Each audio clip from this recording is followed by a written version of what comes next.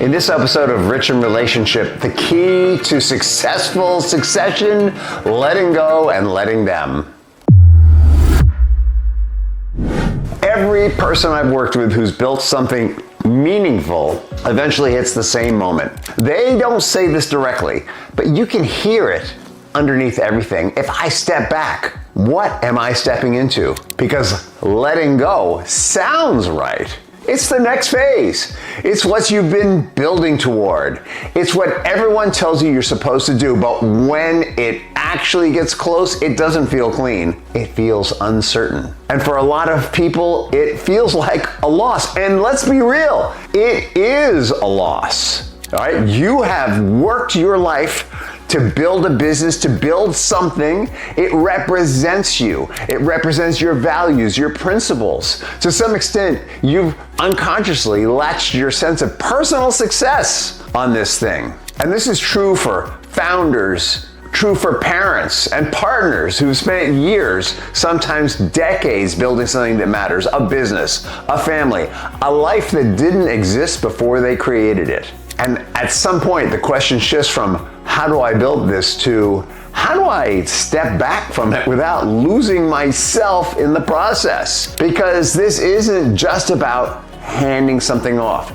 It's about your sense of identity. For a long time, your role has been clear. You're the one who makes the decisions. You carry the responsibility. You hold the vision. You step in when things go wrong. That's not just what you do, that's who you've been. So when people say you need to let go, what you hear is, give up the part of you that made this work, the part of you that helped define who you are. And that's why it's hard. Not because you don't want the next generation to succeed, not because you don't trust them, because no one has helped you answer the central question, the real question. Who are you? Who are you when you're no longer the one in charge? Who are you when you step back from this business and put it in the hands of someone else? I saw this recently with someone I was working with. On paper, everything was ready. Strong team, capable next generation, clear opportunity to step back. But every time they moved toward it, they hesitated. Not in obvious ways, just small ways. Holding on to certain decisions, staying involved in areas they didn't need to be, wanting to just check in one more time. From the outside, it looked like they were micromanaging or being controlling, but that wasn't what it was. It was a lack of clarity for them about what comes next. You see, there are 4 steps to creating something new. 1, the first step is you gotta let go of something. If you don't let go, nothing else happens. You can have a strategy, step 2. You can take action, step 3. You can attempt to adjust and keep your eyes on the prize, step 4. But if you haven't let go, you're gonna keep looking back. And what happens when you drive a car and look back? If you look back too much, eventually you drive right off the road. And that's what happens with families when the parents don't let go. When they don't have a defined purpose beyond the role that they've been playing, letting go feels like stepping into a void. When you don't have a defined purpose beyond the role you've been playing, it feels like you're stepping off a cliff, and most people don't want to do that, so they hold on. Not tightly enough to feel in control, but not loosely enough to truly let go. And that creates a different kind of problem, because now the next generation feels it. They're being told, step up. But what they experience is, you're not fully trusted yet. So the issue is this. You're trying to let go of the role without stepping into a new purpose. And without that, letting go doesn't feel like progress. It feels like a loss. Here's the shift.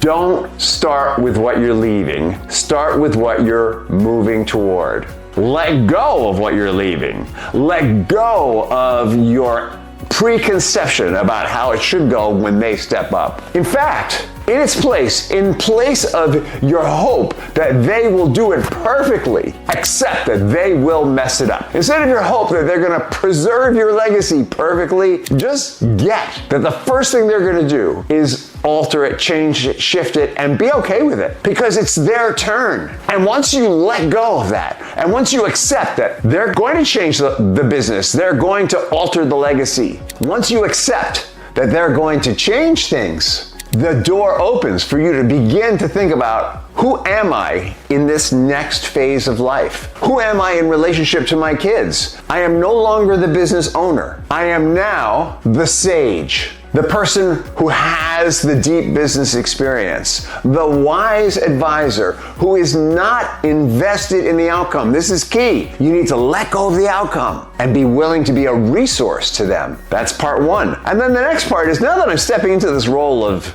Yoda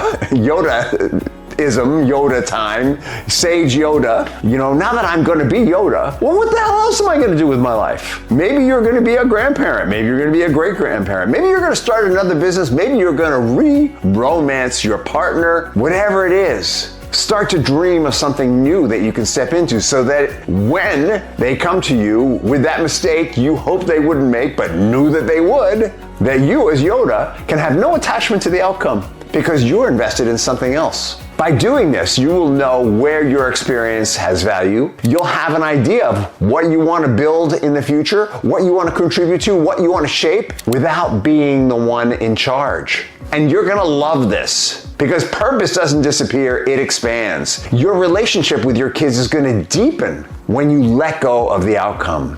And I've seen people do incredibly well with this, where they step out of day-to-day operations and they become a true advisor. They're not hovering, they're not stepping in, but they're available. They're focused, they're clear on what they add, and they're clear on when not to add. Most important, they're clear when not to step in, what not to touch. They shift into a role that is familiar and yet completely different. All right, I want you to think about this as grandparenting your business. That's the best way to put it. When you grandparent your kids, the beauty of this is you get to play with them and love them. And when there's a problem, what do? You hand them off to your kids to take care of.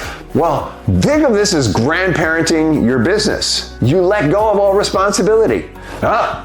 They're screwing it up, but you know what? It's their kid now. It's incredibly liberating. And letting go does not feel like a loss anymore. It feels like freedom. It feels like movement. But it'll only happen if you're really intentional about it. If you don't get clear about this and define it in advance, it ain't gonna be. You'll keep reaching back into your old identity until you let go of it. Not because you need to, but because it's the only place your identity feels clear. Embrace this new identity of grandparent Yoda. And here's the part most people don't say out loud. You can't fully let go of the business if you don't know who you are without it. If you're in that place where you know it's time to step back, but something in you keeps holding on, don't force that transition.